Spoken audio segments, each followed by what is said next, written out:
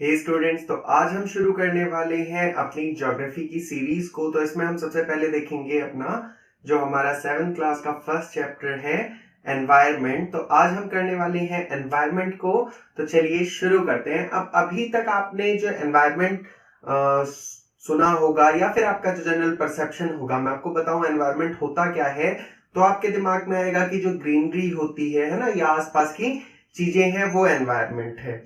But अगर हम देखें एक जनरल वे में, तो सब कुछ जो कुछ भी हम देखते हैं उसमें हम भी इंक्लूडेड है, ह्यूमंस इंक्लूडेड हैं। कोई भी चीजें हैं, लिविंग थिंग्स हो, नॉन लिविंग थिंग्स हो, है ना, प्लांट्स हो गए, एनिमल्स हो गए, या फिर बिल्डिंग्स है, डैम्स, रोड, सब कुछ जो भी कुछ है वो सारा ही एनवायरनमेंट का पार्ट है। तो हम कह सकते हैं कि सब कुछ जो भी हम अपने आसपास देखते हैं, सब कुछ ही क्या है, एनवायरनमेंट है। तो ये एक हम जनरल सी इसकी डेफिनेशन बता सकते हैं, है ना।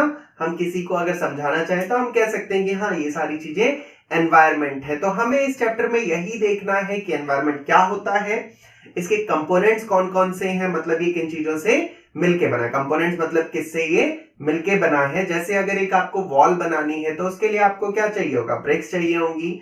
उसको ब्रिक्स को आपस में जोड़ने के लिए मोर्टार चाहिए होगा, है ना, जिनसे वो जुड़ता है।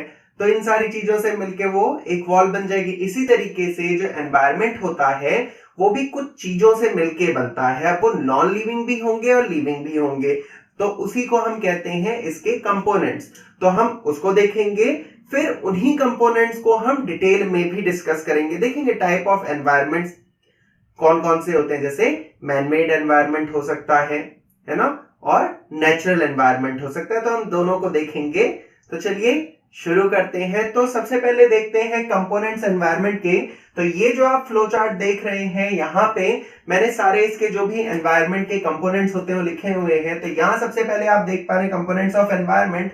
अब ये जो कंपोनेंट्स हैं ये कौन कौन से हैं। अब इन कंपोनेंट्स को हम एक ब्रॉडर वे में 3 पार्ट्स में डिवाइड कर सकते हैं। एक हो गया humans, then second one is human made. एक तो ह्यूमन खुद हो गया, दूसरा जो ह्यूमन ने बनाया है, थर्ड हो गया आपका नेचुरल, जो हम जनरली देखते हैं आसपास की चीजें, जो नेचर में पहले से है, खुद से है, उसमें ह्यूमन ने कुछ भी क्रिएट नहीं किया। ठीक है, तो वो सारी चीजें जिसमें ह्यूमन का कोई क्रिएशन नहीं है वो हो गया नेचुरल। तो सबसे पहले हम देखते हैं ह्यूमन।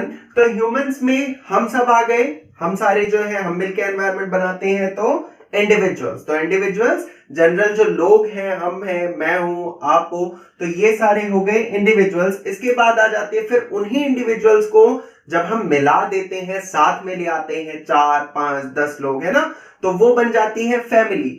तो दूसरा जो है वो है फैमिली। अब यही फैमिलीज जो होती है वो मिलके बनाती हैं कम्युनिटी को। कैसे, जैसे आपकी एक फैमिली हो गई, आपके नेबरिंग फैमिली हो जाएगी, है ना, आपके कोई रिलेटिव्स हो सकते हैं, उनकी फैमिलीज होंगी। तो ये डिफरेंट डिफरेंट फैमिलीज मिलके एक कम्युनिटी को बना देती हैं। अब वो कम्युनिटी कैसी होगी, जिनके अब कम्युनिटीज भी डिफरेंट डिफरेंट तरीके के हो सकते हैं। कोई कम्युनिटीज होंगी जिनमें एक जैसे फीचर्स होंगे, मतलब वो एक जैसी चीजें करती होंगी, एक जैसी चीजें उन्हें पसंद होंगी, एक जैसे उनके फेस्टिवल्स हो सकते हैं, एक जैसे उनके रिलीजियस वैल्यूज हो सकती हैं। तो वो हम उसको कह सकते हैं फिर कम्युनिटी, यूनिटी एंड रिलीजन। ठीक है, रिलीजन में पता ही है, यहाँ पे इंडिया में आपको वर्ल्ड में जितने भी रिलीजन हो वो सारे लगभग लगभग मिल जाएंगे। तो कौन कौन से रिलीजन है यहाँ, हिंदुइज्म, जैनिज्म, सिखिज्म, है ना, देन क्रिश्चियनिटी है, इस्लाम है। तो सारे ही रिलीजन जो भी दुनिया में कहीं पे भी होते होंगे वो सारे रिलीजन यहाँ इंडिया में है। तो रिलीजन भी एक कंपोनेंट है किसका, एनवायरनमेंट का। देन उसके बाद हम चलते हैं एजुकेशन पे। तो एजुकेशनल भी एनवायरनमेंट होता है, एजुकेशन भी एक कंपोनेंट होता है। उसके बाद आपके इकोनॉमिक एंड पॉलिटिकल सिचुएशंस। अब ये इकोनॉमिक और पॉलिटिकल सिचुएशंस कैसे, जो पॉलिटिकल सिनेरियो होगा, पॉलिटिकल सिचुएशन होगी, वो बहुत ज्यादा डिसाइड करती है कि किस तरीके का एनवायरनमेंट होने वाला है ह्यूमन के लिए। मतलब क्या, एनवायरनमेंट हो गई आपकी सराउंडिंग्स। अब सोचो अगर किसी कंट्री में इंटरनल कॉन्फ्लिक्ट्स चल रहे हैं, मतलब वहां पे आपस में लोगों की लड़ाइयां हो रही हैं, दंगे हो रहे हैं, है ना, और जो गवर्नमेंट है वो स्टेबल नहीं है, वो उन दंगों को रोक नहीं पा रही, उन लड़ाइयों को रोक नहीं पा रही। तो उस टाइम पे क्या होगा, वहां का जो एनवायरनमेंट होगा हम कहेंगे कि रहने लायक नहीं है, क्योंकि भरोसा ही नहीं है कि आप बाहर निकले रोड पे और आपको चोट लग गई, है ना, या आपका घर जला दिया गया। तो ये सारी चीजें वहां पे अगर पॉलिटिकल स्टेबिलिटी नहीं होगी तो आपको प्रॉब्लम्स आएंगी। तो ये इसको हम कह सकते हैं कि ये पॉलिटिकल जो हमारी सिचुएशंस हैं उन पे भी डिपेंड करता है ह्यूमन, है ना। तो ह्यूमन जो एनवायरनमेंट होगा वो पॉलिटिकल सिचुएशंस पे भी डिपेंड करेगा। इसके बाद है इकोनॉमिक। अब इकोनॉमिक सोचो स्टेबिलिटी नहीं है, जैसे अभी जो था वो लॉकडाउन था, है ना, बहुत सारे लोगों की जॉब्स चली गई, ठीक है, और लोगों की जो भी बिजनेसेस वगैरह थे वो धीरे धीरे बंद हो गए बहुतों के। तो उससे क्या हुआ, उनकी जो स्टेबिलिटी थी, इकोनॉमिक स्टेबिलिटी, वो खत्म हो गई, है ना। अब उनके पास बैकअप नहीं बचा, पैसे नहीं है चीजों को करने के लिए, तो वो भी इम्पैक्ट करेगा ओवरऑल उनकी हेल्थ को, उनके आपके माइंडसेट होगा, और उनके आसपास के जो लोग होंगे उनको भी वो इम्पैक्ट करेगा। तो ये हो गया ह्यूमन, है ना। इसके बाद हम चलते हैं ह्यूमन मेड पे। तो ह्यूमन मेड एनवायरनमेंट कौन कौन से हैं? तो ह्यूमन मेड एनवायरनमेंट में हो गया बिल्डिंग्स, सबसे पहले तो जिनमें हम रहते हैं, तो वहां पे भी एक पर्टिकुलर टाइप का एनवायरनमेंट है। अब कैसे एनवायरनमेंट है वो, एक तो पहले स्ट्रक्चर हो गया, है ना, बिल्डिंग को बना लिया, उसके अंदर फिर कुछ लोग रहते हैं, जैसे मैं और आप रहते हैं, ना,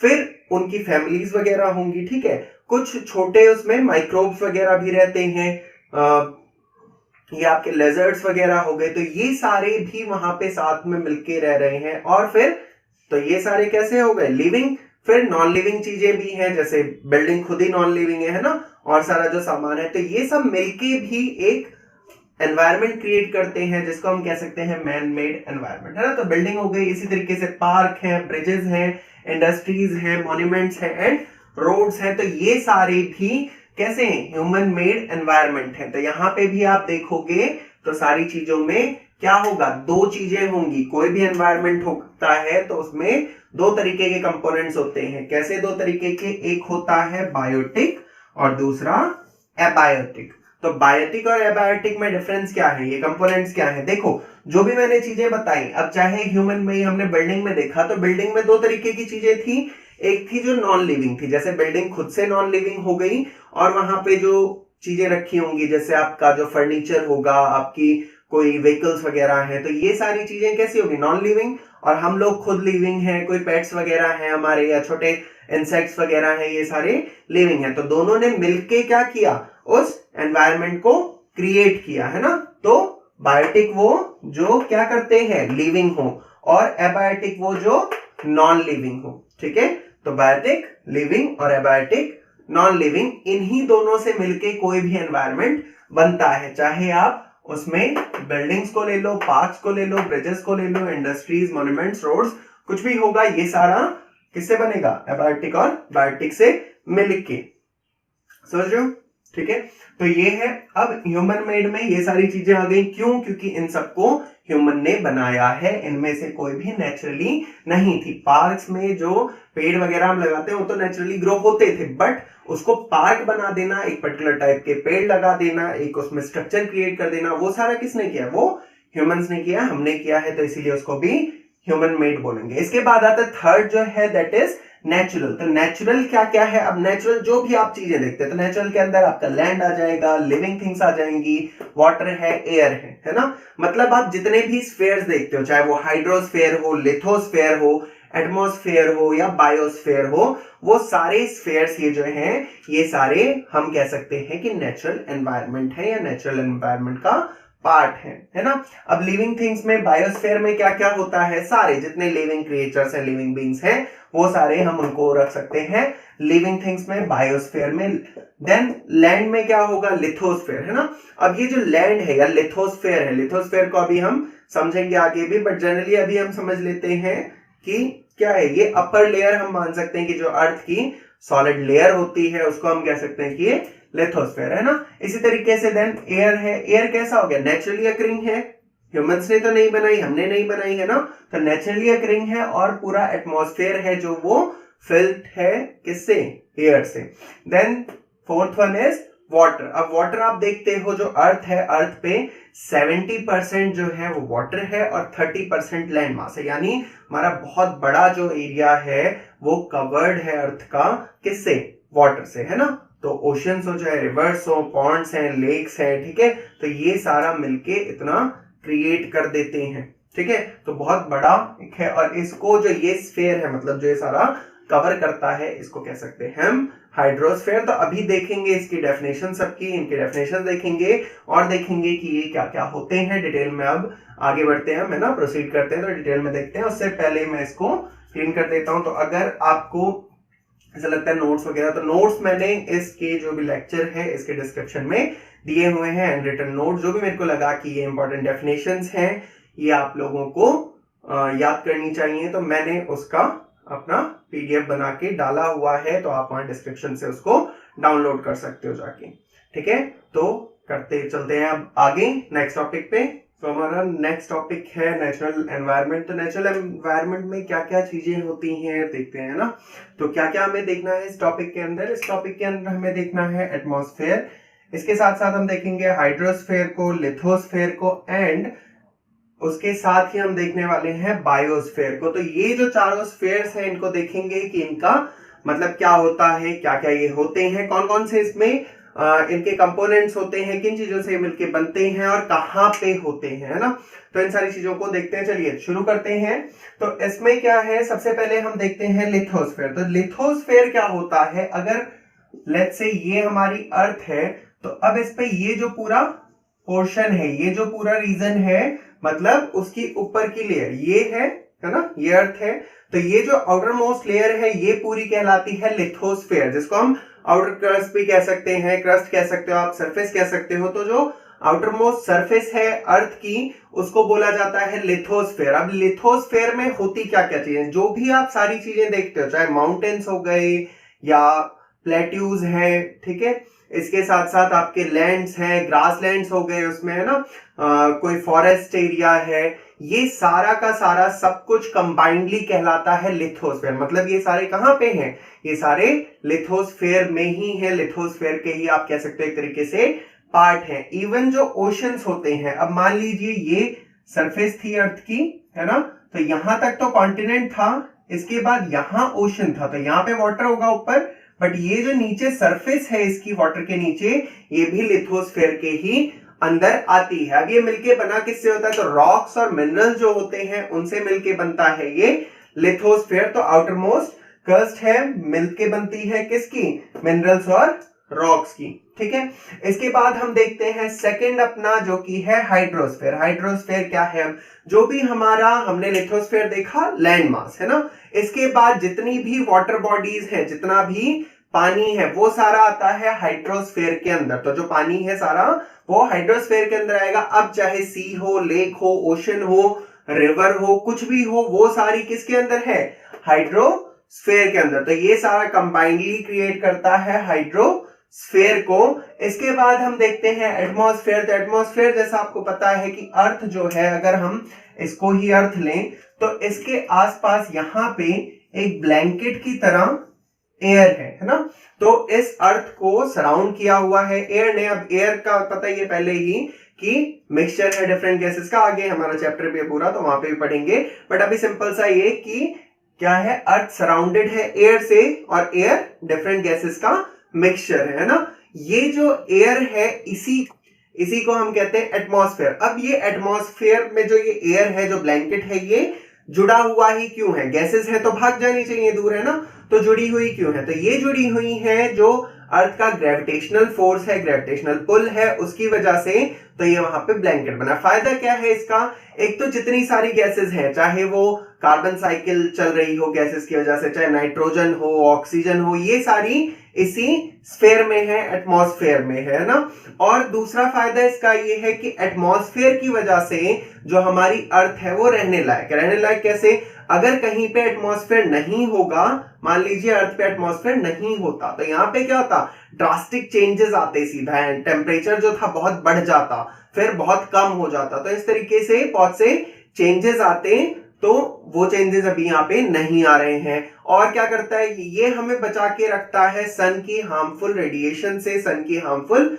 रेज से। तो सन जो है हमें पता है उसमें से यूवी रेज निकलती हैं। अब ये यूवी रेज अगर आपकी स्किन तक पहुंच जाए तो इसको क्या करेंगी, डैमेज कर देंगी, इवन हमें स्किन कैंसर तक हो सकता है। तो ये जो एटमॉस्फेयर है ये हमें उससे भी प्रोटेक्ट करके रखता है। तो इसके बाद अब आते हैं बायोस्फीयर पे। अब ये बायोस्फीयर क्या है?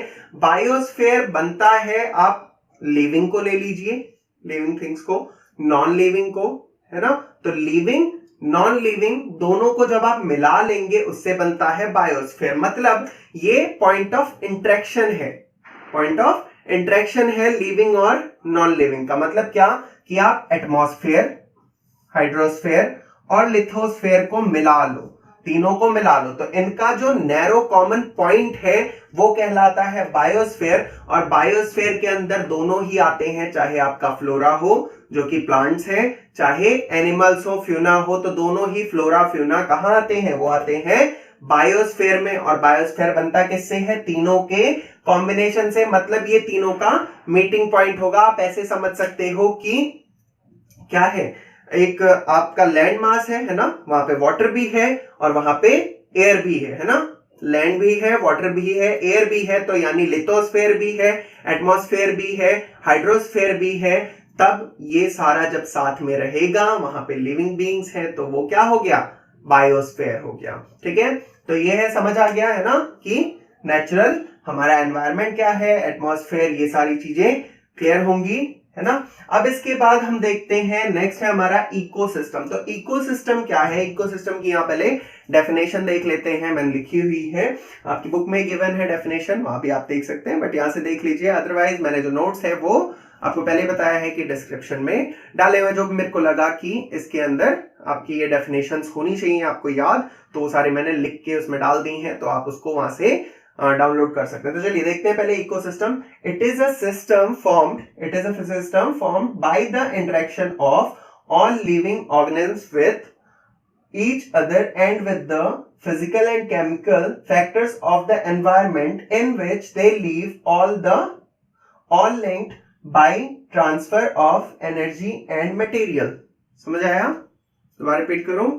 देखिए, तो अब ये जो है डेफिनेशन, इसका मतलब क्या? देखिए सिंपल सा समझे अगर, तो जो इकोसिस्टम है वो क्या है? ये इंटरेक्शन है, ये इंटरेक्शन है लिविंग और नॉन लिविंग थिंग्स का। अब कैसा इंटरेक्शन है? इंटरेक्ट जब आप किसी से करोगे तो कुछ ना कुछ आपका काम होगा, है ना, कुछ लेना होगा, कुछ देना होगा, या साथ में कुछ करना होगा, ऐसा कोई काम होगा।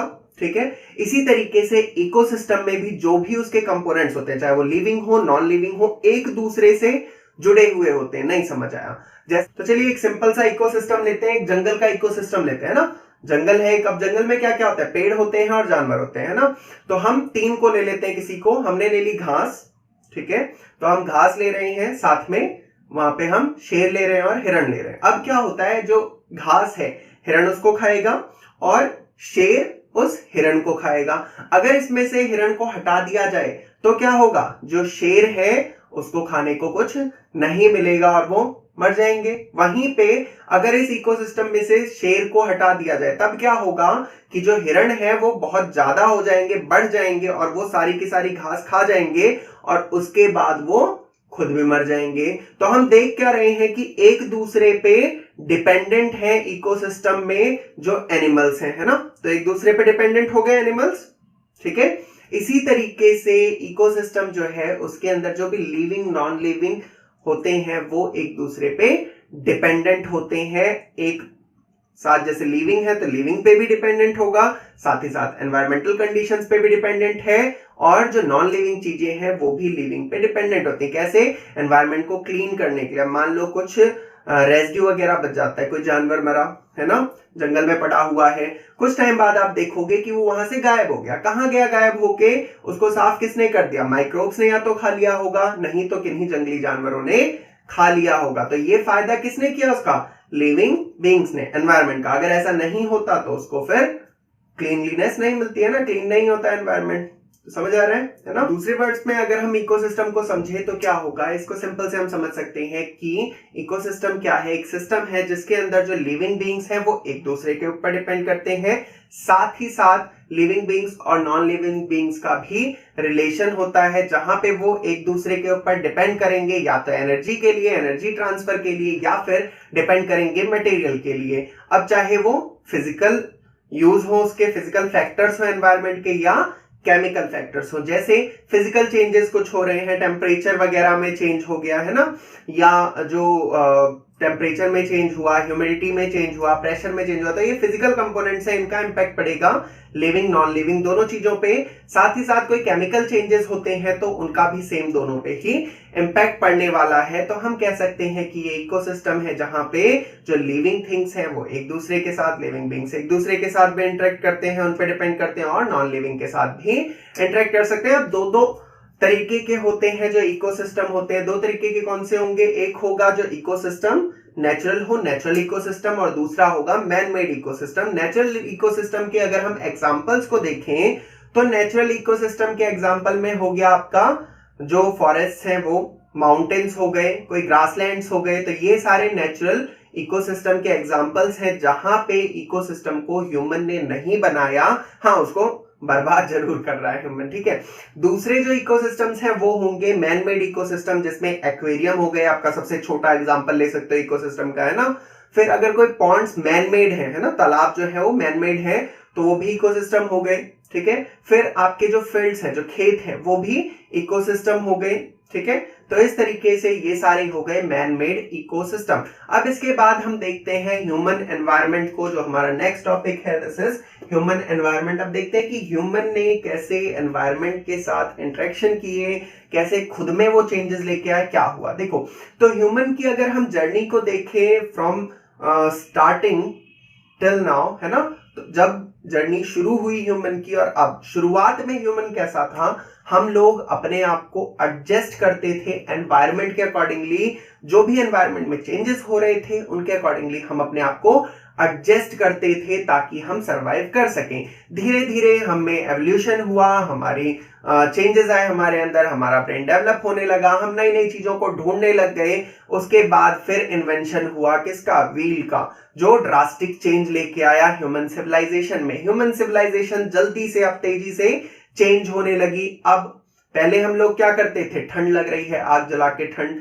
से बचने का जुगाड़ कर लेते थे, उपाय करते थे ना, अपनी नीड्स के लिए सिर्फ काम करते थे। जैसे आपको भूख लगी तो शिकार करने गए, कुछ आज के लिए इंतजाम कर लिया, कुछ किसी जानवर को मार के लिया है ना, कुछ जाके कोई फल वगैरह मिल गए जंगली, वो खा लिए। तो वो चीजें बाद में क्या हुआ? एग्रीकल्चर सीख गए, हमने उगाना शुरू कर दिया, ठीक है। फिर सरप्लस प्रोडक्शन होने लगा, मतलब जितने की आज जरूरत है उससे काफी ज्यादा प्रोड्यूस होने लगा, तो लोगों को टाइम मिल गया कि वो दूसरी चीजें भी करें। अब जब उन्हें टाइम मिल गया दूसरी चीजें करने का, तो उन्होंने और इन्वेंशंस भी किए। अब इन इन्वेंशंस के होते होते क्या हुआ? सिविलाइजेशन जो थी वो कह लें कि ग्रो कर गई, है ना, और हमें धीरे धीरे मैनिपुलेट करना आ गया एनवायरनमेंट को, और हम नेचुरल चीजें जो थी उनको चेंज करने लगे अपने अकॉर्डिंगली। हमने बिल्डिंग्स बना दी, कम्युनिकेशन सिस्टम इतना इनहेंस आप देख रहे हो, अभी बना दिया, यहां से कॉल करो, कहीं पे भी बात कर लो, है ना। अब इन सारी चीजों के सिर्फ फायदे ही नहीं हुए, इनके नुकसान हुए। कैसे नुकसान हुए? जो नेचुरल हमारा एनवायरनमेंट था, हम उसको धीरे धीरे डिस्ट्रॉय करते गए। आज अगर देखोगे तो अधिकतर कंट्रीज में जो उनका लैंड था अंडर एग्रीकल्चर या फिर जो फॉरेस्ट एरिया था, वो डे बाय डे डिप्लीट होता जा रहा है, कम होता जा रहा है, खत्म होता जा रहा है। और अगर इसी तरीके से चीजें चलती रहीं तो क्या होगा? नियर फ्यूचर में हमें हो सकता है कि खाने के भी लाले पड़ने लगे। हम जितना मर्जी टेक्नोलॉजी इनहेंस कर लें, कुछ भी कर लें, बट हमें क्या होगा? जब फूड उगाने के लिए लैंड ही नहीं बचेगा, फार्म्स ही नहीं बचेंगे, तो फार्मिंग होगी कहाँ पे?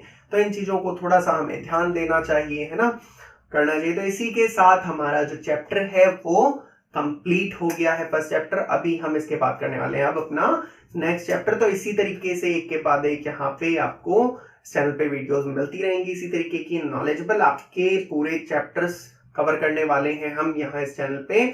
तो अगर आप चैनल पे नए हैं तो सब्सक्राइब कर लीजिए इसको, साथ ही साथ बेल आइकन भी प्रेस कर दीजिएगा, ताकि जैसे ही नेक्स्ट वीडियोस आए आपको उनका नोटिफिकेशन आ जाए। वीडियो अच्छी लगी, अब यहाँ तक देखी है तो अच्छी तो लगी होगी, चीजें समझ आई होंगी, है ना, तो फिर एक लाइक भी कर दीजिए। साथ ही साथ आपकी जो भी क्वेरीज हैं आप उनको कमेंट कर सकते हैं, और साथ ही साथ ये भी बताइए कि और क्या स्टेप्स लिए जा सकते हैं जिससे एनवायरनमेंट को बचाया जा सके। और बहुत जल्दी हम इस चैनल पे अपना एक गिव अवे भी लेके आने वाले हैं, जो हमारा ई स्टडी मैट्रिक्स इंस्टीट्यूट था, जो ऑफलाइन इंस्टीट्यूट है हमारा, तो वहां पे हम कॉम्पिटिशन्स करवाते थे।